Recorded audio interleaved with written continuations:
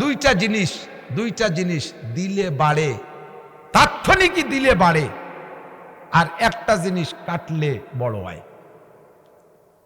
যে কোনো জিনিস কাটলে ছোট হয়ে যায়। আমার এই জামার আতা কাটলে খাটো হয়ে যাবে না?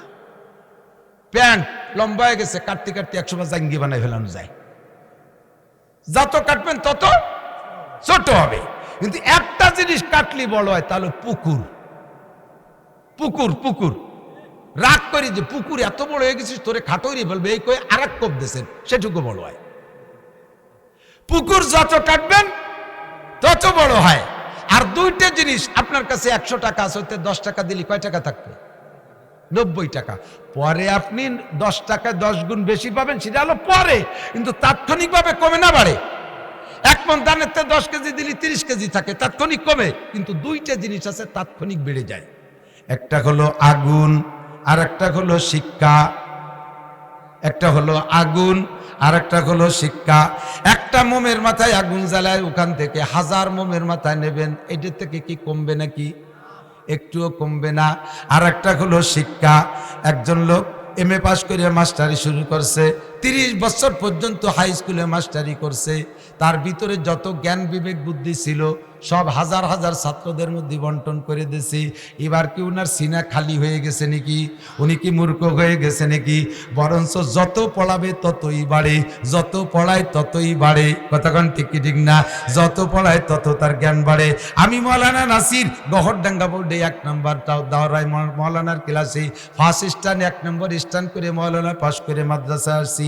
আজ থেকে 30 বছর আগে ফারেক হয়েছি, মৌলানা পাশ করে মাদ্রাসা আসছি। তখন আমার অভিজ্ঞতা, আমার যোগ্যতা যা ছিল, আজ 30 বছর পর্যন্ত শত শত আলেমদেরকে পড়াইলাম। আমার ছাত্র সাইকুল হাদিস আছে 100-র উপরে। এতদের মধ্যে আমার এলেম বন্টন করে দিছি। আমার থেকে একটুও কমে নাই, বরঞ্চ দৈনন্দিন আমার ভিতরে আরো সংযোগ হচ্ছে, আমার ভিতরে বাড়তে তালে আছে। এই জন্য বলা হয় দুইটা জিনিস তাৎক্ষণিকভাবে বাড়ে। আমরা যখন ছোটবেলায় প্রাইমারিতে পড়তাম, আমাদের একটা ক্লাসের নাম ছিল পাতাড়িওয়ান। মুরব্বীরা জানেন কি জানি না। পাতার পাটিতে, তাল পাতার পাটিতে বসতাম আর তাল পাতায় লেখতাম। তাল পাতায় লেখা মুরব্বী আছেন না? আছেন? লেখছেন কেউ আছেন তাল পাতায় লেখা? এই তো আছে, যাওয়ার ছাত্র, বহু ছাত্র। আমিও তাল পাতার সিপাই। কলা পাতায় আছে, ওটা আরো আগে। আমি তালপাতা পর্যন্ত, তালপাতারে পানিতে ভিজে পরে সিদ্ধ করলে, এইটা পরে শুকাইলে আর এরকম বাঁকাতো না। এমনিতে কাঁচা তালপাতারে শুকাই রোদ্রে দিলেন বাঁকায় যায়, ওইটা আর বাঁকাতো না। মুরব্বীরা ওইটারে ভোমর দিয়ে বা জিনেরি দিয়ে অক্ষর লিখে দিত, আর দতের ভিতরে কালি গুলাইয়া ওই কালি কুঞ্চির কলম দিয়ে ওর উপরে লিখতাম আমরা। লিখতে লিখতে তালপাতা আর এই কালি কলম নিয়ে একদিন ক্লাস করে আসার পরে চেহারার দিক তাকানো যেত না। মুখ, মাথা, প্যাট, পোট, জামা সব কালি কালিয়ে যেত। কেমন ধুমসা ভরা পড়ছি। এই কিছুদিন পাতাড়িওয়ানে পড়ার পরে, ক্লাসের নাম ছিল পাতাড়িওয়ান, এরপরে ক্লাসে উঠে হইতো, তার নাম ছিল খাতা ধরানো। ওই তালপাতা থেকে খাতা ধরায়। তা আমার যিনি খাতা ধরাইছেন ওই দিন খই নিতে হবে। যখন কোরআন শরীফ ধরানোর সময় খই টই নিয়ে আনিছে, তাও তো নাই, এখন খই নিয়ে আনি নাই। এখন হয়ে গেছে জিলাপি আর মিষ্টি আর বিস্কুট। তো খই নিয়ে যাইতাম, গুড় দিয়ে মাখায় খই নিয়ে গেছি। আমাদের খাতা ধরাইছেন যিনি, উনি ছিলেন জগদীশ বাবু, হিন্দু মাস্টার, পরে হিজরত করে ইন্ডিয়া চলে গেছে, আল্লাহর বান্দা। তো উনি আমাদের খাতা ধরানোর সময় 1 কলম লিখে দিছিলেন। আমার আজও পর্যন্ত মনে আছে, ছোটবেলা যা শুনছি পড়ছি, আর কিচ্ছু আমি ভুলি নেই, আলহামদুলিল্লাহ। বোর্ডে লিখে দিছিলেন আর আমরা ওইটা খাতায় লিখছিলাম। এই আমার দিক তাকাও, মন দিয়ে করো সবে বিদ্যা উপার্জন। এদিক, মন দিয়ে করো সবে বিদ্যা উপার্জন, সকল ধনের চেয়ে বিদ্যা মহাধন। কথা কয় না?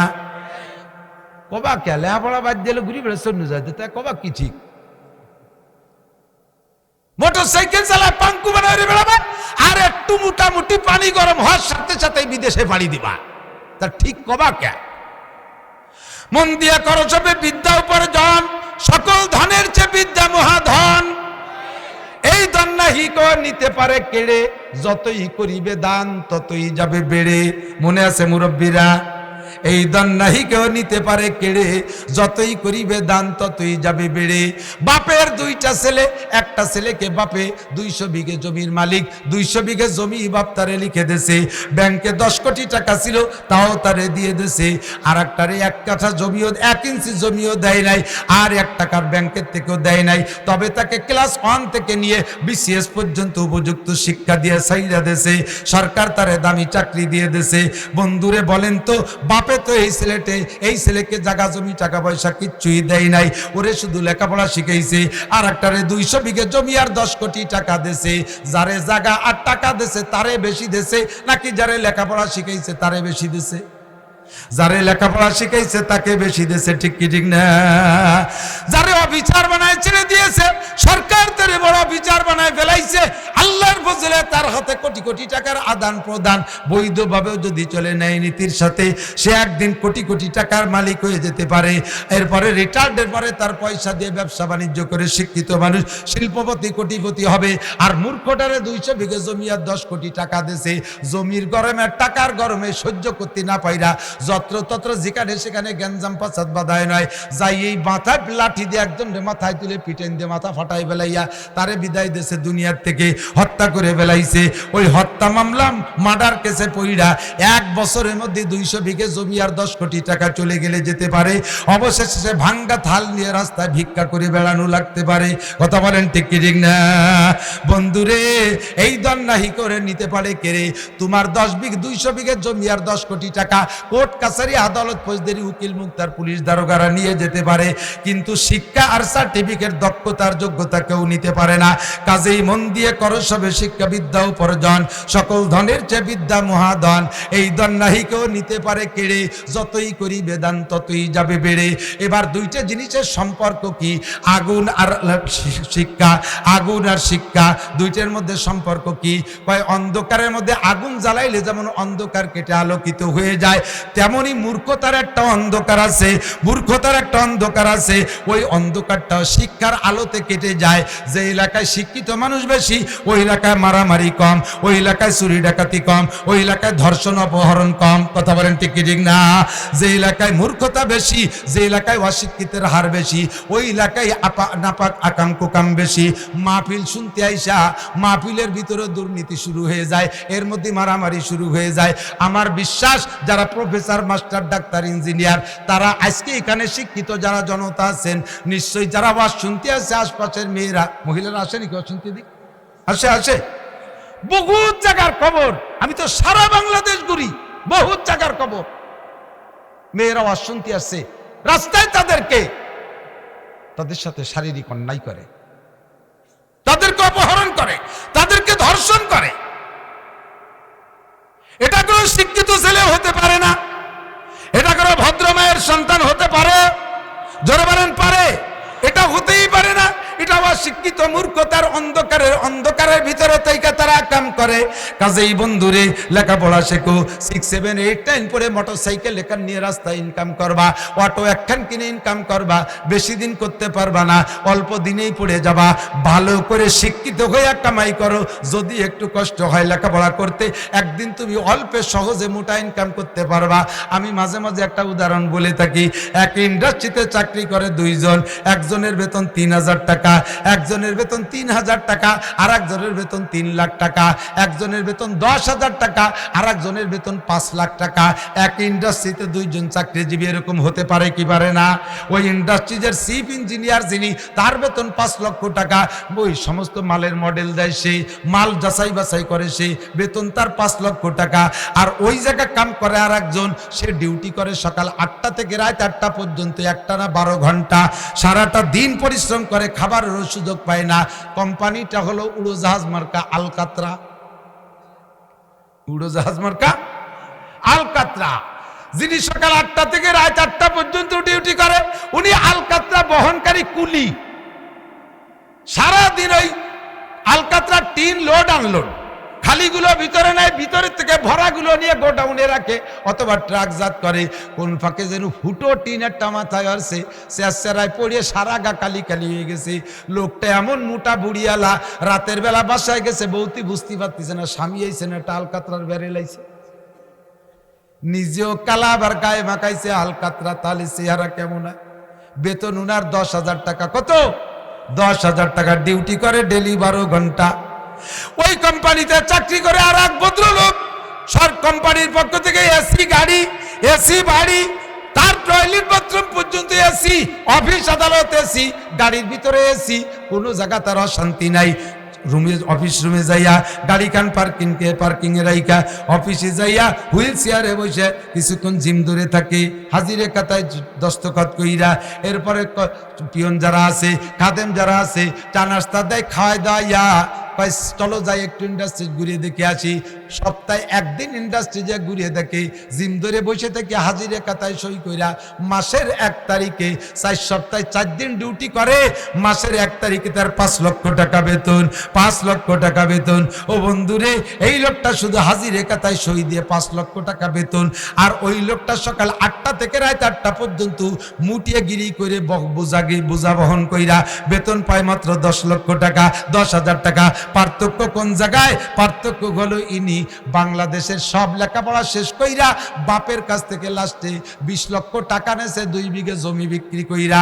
এরপরে ইটালি যাইয়া সে জায়গা যে আলকাতরার উপরে লেখাপড়া শিখে বিশেষজ্ঞ হইয়া বাংলাদেশে পা দেওয়ার সঙ্গে সঙ্গে সমস্ত আলকাতরা কোম্পানিরা কাড়াকাড়ি লেগে গেছে। এই বড় বল মাস্টারে কে ধরবো, এই বড় পাঙ্গাস্টারে কে ধরবো? এক কোম্পানি 5 লাখ টাকা দিয়ে নিয়ে গেছে, আর এক কোম্পানি 6 লাখ টাকার অফার দিতে তালে আছে। আর যিনি সকাল 8টা থেকে রাত 8টা পর্যন্ত ডিউটি করে, কুলিগিরি করে, তিনি লেখাপড়া জানে 2.5 পাস, ব কলমে বুতা, লেখাপড়া কিছু জানে না, তাড়াতাড়ি কামাই করার জন্য ব্যস্ত হয়ে গেছে। যার কারণে জীবন ভরে 10,000 টাকা কামাই করবা, বিদেশে গেলি মোটা টাকা, বিদেশিদের খবর জানো না। আমি সৌদি আরবে 5 বার গিয়েছি, পুরো সৌদি আরবে সব ডিস্ট্রিক্টে আল্লাহ পাক আমারে ঘুরাইছে। কত যে সৌদি আরবে 2 বছর থাকাওয়ালা, যারা 2 বছর আগে থেকে সে জায়গা থাকে, আমি তাদের আমার সাথে দেখা করতে আসছে, আইসা যা কানে কানে কয়, হুজুর 10টা রিয়াল দেন, বাসায় যার টাকা নাই। কিভাবে যে কষ্টের সাথে জীবনযাপন করতেছি, রৌদ্রের ভিতরে, খরার ভিতরে উর্দুম্বা গুড়া গাদা চড়ায়, ড্রেন পরিষ্কার করে, পায়খানা সাফ করে, এত কিছু করে টাকা কামাই। ওই লিবিয়া থেকে ট্রলারে করে তারপরে ইটালি আর ফ্রান্সের দিকে পাড়ি দেয়। হাজার হাজার যুবক সাগরের মধ্যে মাছের আদার হইয়া যাইতেছে। অত সহজে তোমার জন্য বিটারা বস্তা ভরে টাকা নিয়ে বসে নাই, তার চাইতে সহজে টাকা কামাই করা যায় বাংলাদেশে বসে। কথা বলেন ঠিক কি ঠিক না? মন দিয়ে করো সবে বিদ্যা উপার্জন, সকল ধনের চেয়ে বিদ্যা মহাদান। আমি আমার মাদ্রাসার ছাত্রদেরকে বলে থাকি, একটু হাফেজ হইয়া এরপরে ইনকামের জন্য নেমে যায়। হাফেজ টু গতি হতে দাড়ি দুড়ি হয়ে গেছে, শেষে ভাইয়ের শ্বশুর বাড়ি কতদিন যাবো, ঘরের শ্বশুর বাড়ি যে ডিম খাইয়ে বসায় না, মা ওই 5 শিয়ালটিরে ডিম দেয়, বাইরে দেয় বড় বড় ডিম, আমারে দেয় ছোট কয়টা। নিজের শ্বশুর বাড়ি যে ডিম খাল্লো বইছে। শুধু একটু হাফেজ পাস, একটু কুরআন শরীফ পাস, না বেবির কিতাব 3-4 জামাত পড়ছে, এর মধ্যে উনার পুলক চাচ্ছে শ্বশুর বাড়ি যে ডিম খাবে। তাহলে ডিম খাতে হলে কামাই করা লাগবে। মসজিদ ইমামতি 3,000, 4,000, 5,000 টাকা বেতন, দেখেছি যথেষ্ট টাকা, এত টাকা রাখবো কোথায়? বেটা একা চলতি 5,000 টাকা রাখার জায়গা পাবি না, বিয়ে খালি করিয়ে দেখ। আমার মা বলতেন বউ পালার হাতি পালার সমান, মারা বলে মা বলতেন। আর এখন একটা বউ পালার 5টা হাতি পালা সমান। সোনো ক্রিম কিনতে যে তোর পাছার কাপড় থাকবে না। জানিস প্রসাদনীর ভাব কি? আর মহিলাদেরকে যদি বাজার ছিনিয়ে দিতে পারো, তাহলে তোমার কেনার অপেক্ষা তারা করবে না। সাবধান, জিন্দেগিতে কেউ বউকে দিয়ে বাজার করাবেন না। যদি একবার আপনার বউরে দিয়ে আপনি মার্কেট করার সুযোগ দেন, জীবনে আর আপনার কিনে দিয়ে কাপড় সে চয়েস করবে না।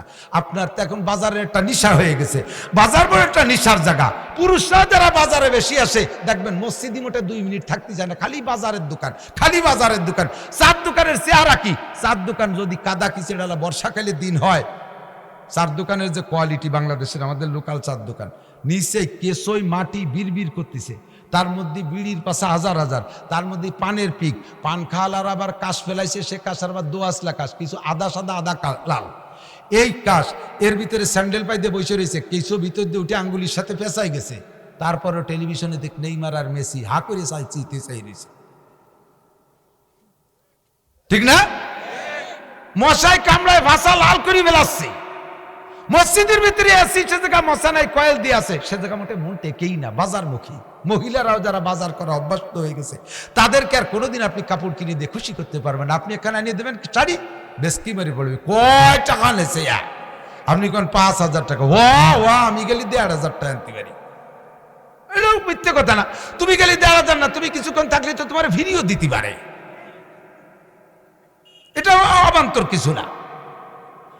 জিন্দেগিতে কোনোদিন মহিলাদেরকে বাজার চিনাবে না, বাজার চিনাইলে এই মহিলারা খুশি করতে পারবে না।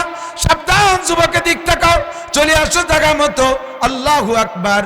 এই বুড়ো মসজিদের ভিতরে ভালো লাগে না, বাজারই তার ভালো লাগে, মহিলাদেরও বাজার ভালো লাগে, এই মহিলাদেরকে বাজার চিনানো যাবে না।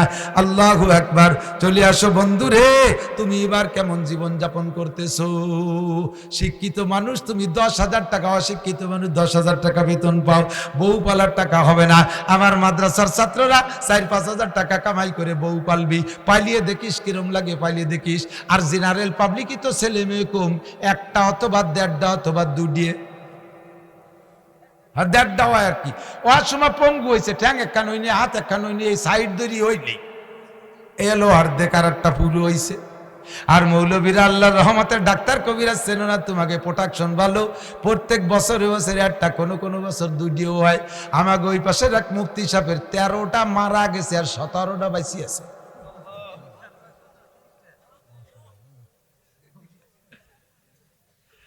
মোটরসাইকেল আমি বানায় বলতেছি না, আসেন আমার সাথে, রাত্রেই চিনে দেবো। এ মুফতি সাহেব বড় গর্বের সাথে বলে, তার মোটরসাইকেলের ছবি দেখবেন যদি পান ফেসবুকে, 7টা নিয়ে উঠছে। ওই যে আগের মহিলাকে এক প্রকারের মোটরসাইকেল ছিল না, জাপানি এর যে ফুরিয়ালা, না ভেসপা না, ছোট ওই যে 50 মোটরসাইকেল সামনে এই নাই খোলা ছিল খালি আর কি। এই মোটরসাইকেলে বউদে ছেলে মেয়েদের 7 জন উঠছে, হ্যান্ডেল পর একটা, সাইডে একটা, প্যাডেলের পর একটা, এইভাবে 7টা ছেলে মেয়ে, বউ সাইড দিয়ে। সেদিকে ঠিক আছে, 4 30টা, 13টা মারা গেছে, 17টা আছে। আল্লাহু আকবার। ছেলে মেয়ের কত কত অনেকটা আছে, কই বালিশ না গুনি কর কায়দা নেই কতগুলো। একটারে ডাকতি যে এক করে গুড়াইতে ডাকতে ডাকতে এসে নামে মিশে মনেই থাকে না যে কোনটার নাম কি, এতগুলো মনে রাখাই কঠিন। মৌলবী মানুষ, তোমার ছেলে মেয়ে ভালো, 5,000 টাকা দিয়ে কি কামাই করবি? এদিকে আমার দিক টাকা ভালো করে লেখাপড়া শেখ। আমার উস্তাদ মাওলানা আকেল আলী সাহেব রহমাতুল্লাহ আলাইহি বলতেন, এই আম পাকে 2 রকম, আম হয় হলুদ বা লাল। হলুদ হওয়া আর লাল হওয়া প্রমাণ করে আমটা পাকছে। এবার কোন আমটা অরিজিনাল পাকা আর কোন আমটা অরিজিনাল পাকা না। ছোট ছোট আম আটি শক্ত হওয়ার আগে, ভিতরে আটি শক্ত হওয়ার আগে অনেক সময় আমটা নষ্ট হয়ে গেলে হলুদ হইয়া যায়, মনে হয় যেন পাকিয়ে গেছে, ওইটে পড়ে যায়, পোলা পানে খোটে কুড়ায়, এখনো আটি শক্ত হয় নাই, ওই আমটা কুড়াই নিয়ে ওই যে ঝিনুকির পাশা ঘষে, আগে তো এইভাবে খাইতো, এখন তো নতুন নতুন ছুরি চাকু হয়েছে, তাই যে কাটি কুটি খায়। কিছুদিন এগুলো খায়, কতদিন খায়? যতদিন পর্যন্ত আটি শক্ত হওয়া পাকা আম না আসে, অতদিন এগুলোর যত্ন আছে। যখন আটি শক্ত হওয়া পাকা আম বের হয়, তখন আর ওগুলো কেউ কুড়ায় না, ওগুলো পাড়া খাইয়া রাস্তার সাথে মিশে যায়, পাড়া খাইয়া চাকার তলে রাস্তার সাথে মিশে যায়। ওই আটি শক্ত হওয়ার আগে যদি কোনো আম পাইকা যায়, কালার হইয়া যায়, ওই আম কোনোদিন দুধের সাথে মিশতে পারে না, ওই আম দেখেও দুধ ভাত খায় না। কথাক্ষণ ঠিক ঠিক না? দুধের সাথে মিশতে হলে আটি শক্ত হইয়া পাকা লাগবে, দুধের সাথে মিশতে হলে আটি শক্ত হয়ে পাকা লাগবে। এবার 12টা আম আছে এক গাছে, ওই আম 12টা মোটামুটি একটু আটি শক্ত হইয়া হলুদ হয়ে উঠছে। পোলা পানে কুটা নিয়ে আসছে, কুঞ্চি নিয়ে আসছে, আমগুলো পাড়বে। মা সিগনাল দিয়েছে, সাবধান, মাত্র 12টা আম, এবছর দেশে কুয়াশা বেশি, আম বেশি হই নেই, মাত্র 12টা আম। একক তো কোনো মতে দুধের সাথে মিশানো যায় নাকি?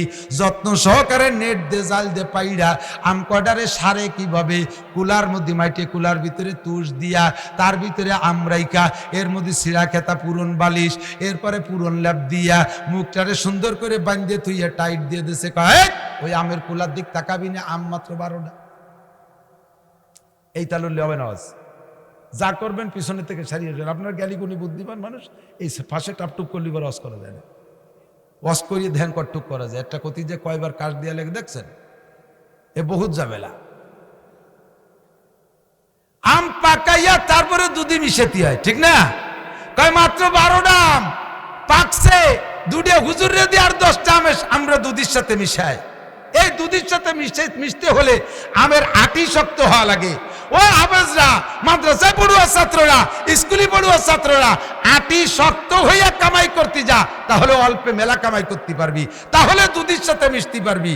আর আটি শক্ত হওয়ার আগে একটু হাফেজ হইয়া এই কামাইতে নেমে যায়, একটু কারি চাবাইয়া একটু ইনকামের জন্য নেমে যায়। এ মসজিদি ও মসজিদি, খালি লোভ আর লোভ আর থেল লোভ, জীবনেও কোনোদিন তুমি দুধের সাথে মিশতে পারবা না।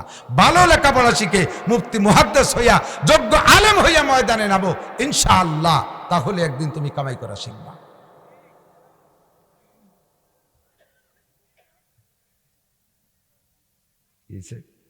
এক মাঠে 2 বার সসলিপ মাঠ নষ্ট হয়ে যায়।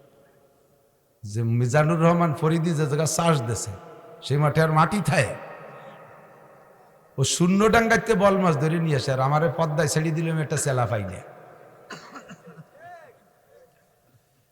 মাহফিল মিলেবেন, মানুষকে কিছু হিদায়তি কথা শুনোর জন্য। এত লোভ যদি এই জায়গাতে করেন, তাহলে কিন্তু জিন্দগিতে মাহফিল থেকে মানুষের হিদায়ত পায় না।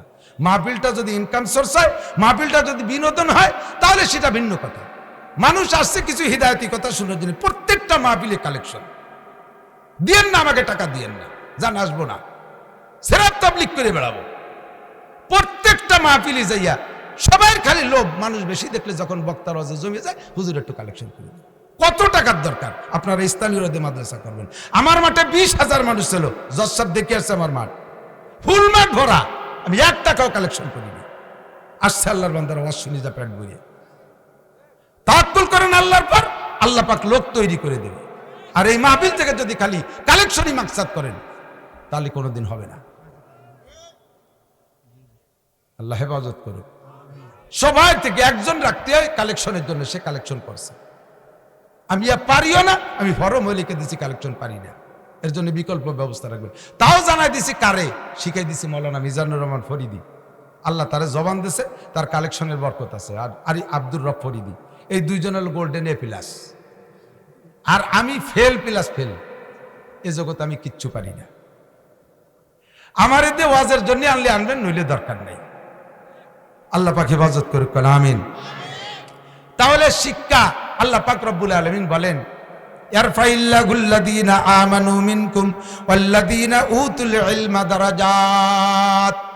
হে দুনিয়ার মানুষ, ইয়ারফাইল্লাহুল্লাযীনা আমানু মিনকুম, তোমাদের মধ্যে যারা ঈমানদার, তাদের মর্যাদা আল্লাহর কাছে অনেক বেশি, তারা সম্মানী, তারা মর্যাদাশীল। ইয়ারফাইল্লাহুল্লাযীনা আমানু, যদি কোনো ব্যক্তি, এ দোস্ত আমার দিক তাকান, আমেরিকার প্রেসিডেন্ট যদি বেঈমান হয়, আর আমার বাংলাদেশের একজন ফকির যদি ঈমানদার হয়, জাপানের প্রেসিডেন্ট বেঈমান, আমার বাংলাদেশের একজন ফকির ঈমানদার, ওই কি বলা হয়, রাশিয়ার প্রেসিডেন্ট বেঈমান, আমার বাংলাদেশের একজন ফকির ঈমানদার। সারা দুনিয়ার সমস্ত বেঈমান প্রেসিডেন্ট আর প্রধানমন্ত্রীকে এক পাল্লায় রাখলে, একজন ঈমানদার ফকিরকে আরেক পাল্লায় রাখলে, আল্লাহ পাকের কাছে এই ঈমানদারের পাল্লা ভারী হইয়া যায়। সারা দুনিয়ার সমস্ত বেঈমান প্রেসিডেন্ট, রাজা বাচ্চাদের আল্লাহর কাছে একটা পয়সারও দাম নাই, একটা পয়সারও দাম নাই।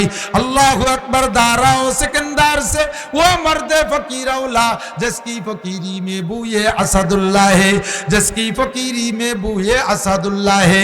বড় বড় রাজা বাচ্চাদের চাইতে ওই ফকির আল্লাহর কাছে দামি, যেই ফকিরের ব্যাগের থেকে, যেই ফকিরের ফকিরি ঝুলা থেকে আল্লাহ আল্লাহ জিকিরের গন্ধ আসে, আল্লাহ আল্লাহ জিকির বের হয়, ওই ফকির আল্লাহর কাছে দামি। কথা বলেন ঠিক কি ঠিক না?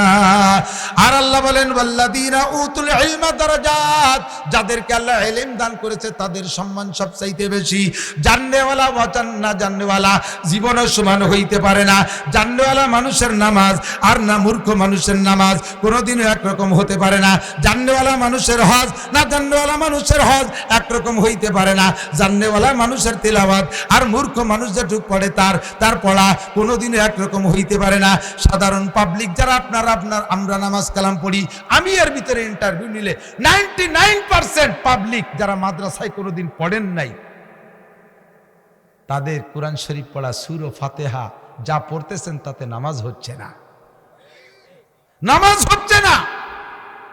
ঠিক বলবেন কিন্তু আবার জায়গা মতো হাত দেবেন না।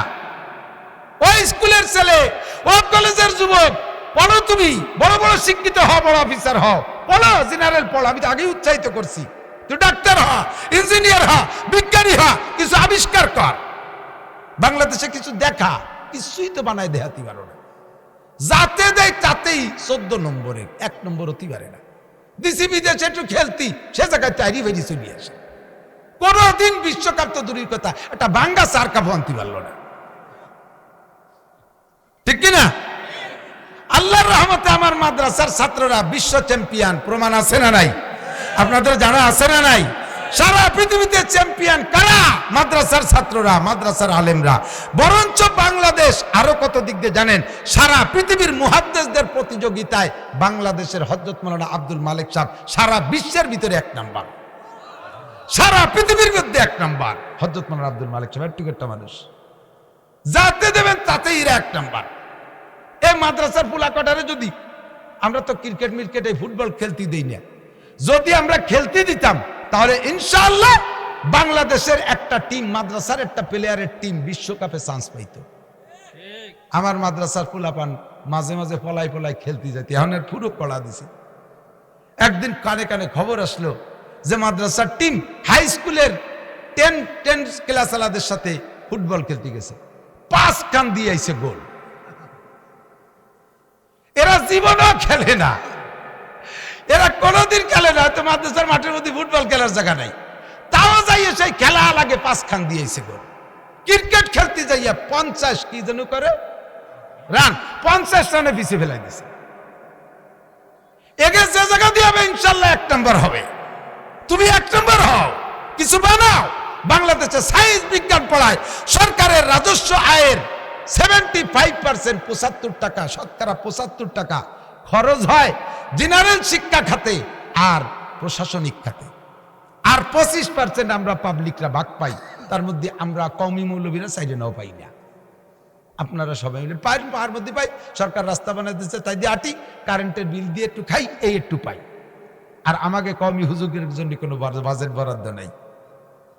তো 75% জাগে দেশে, 75% তারাও কিছু দেখাতে পারে না।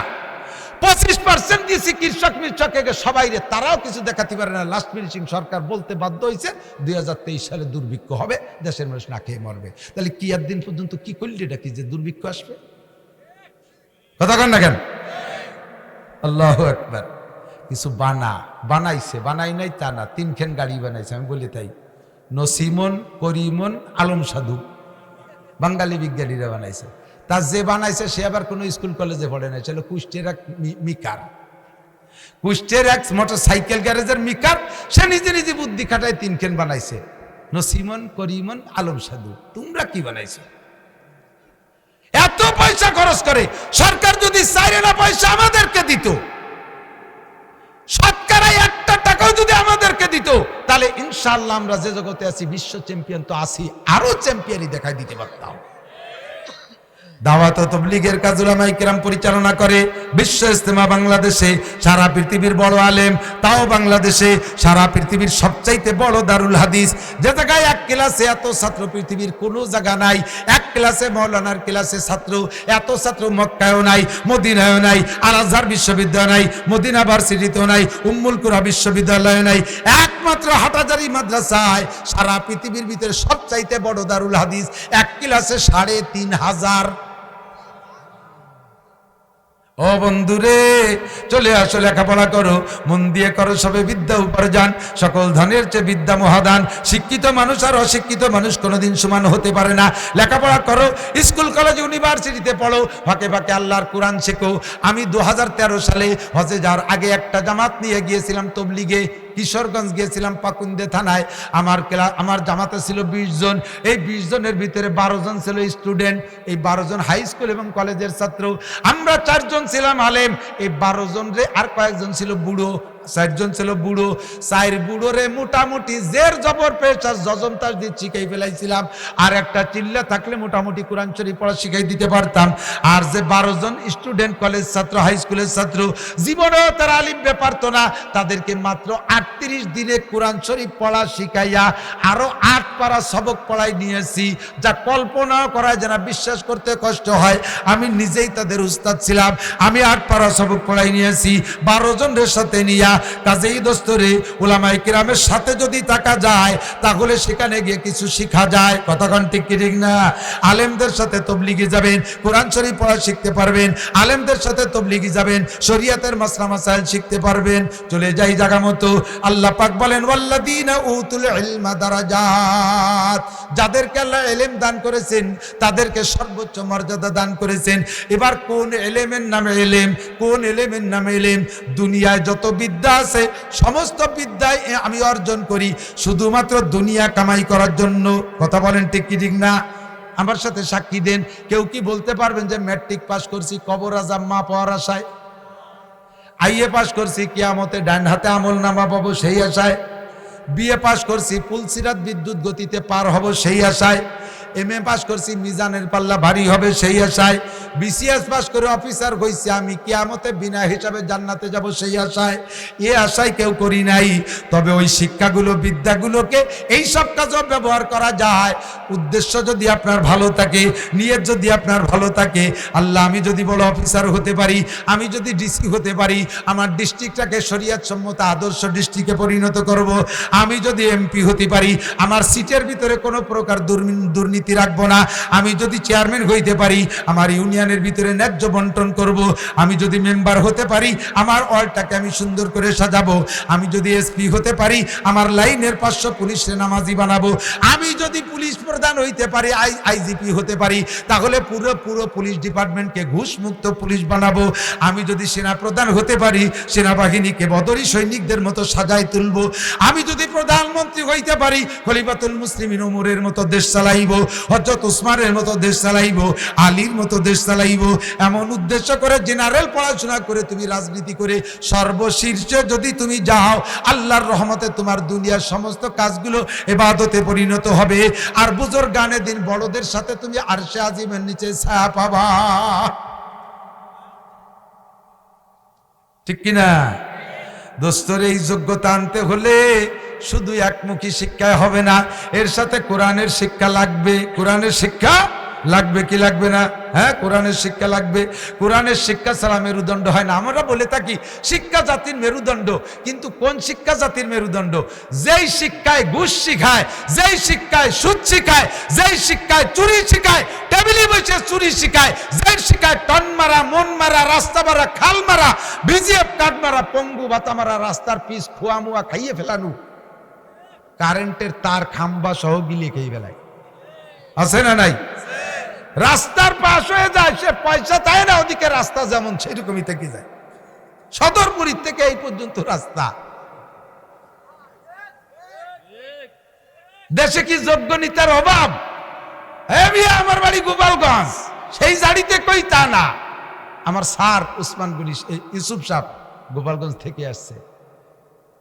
বাংলাদেশ সরকার সব কয়েদলই তো দেখছি, বুঝার পরে তো কম দেখিনি। জিয়ার থেকে আমি দেয়া শুরু করছি, বোঝা শুরু করছি। প্রেসিডেন্ট জিয়া যখন প্রেসিডেন্ট, তখন আমি ক্লাস 3-তে পড়ি, একেবারেই ছোট, মানে এর খুব ছোট না, ওই সময় থেকে কিছু কিছু বুঝি। আর ছাত্র ছিলাম, ভালো ট্যালেন্ট ছিলাম, ওগুলো বুঝতাম। তারপরে ইরশাদ সাহেবের 9 বছর দেখছি, তারপরে বিএনপি, তারপরে আমলি, তারপরে বিএনপি, দেখতেই তালে রয়েছি।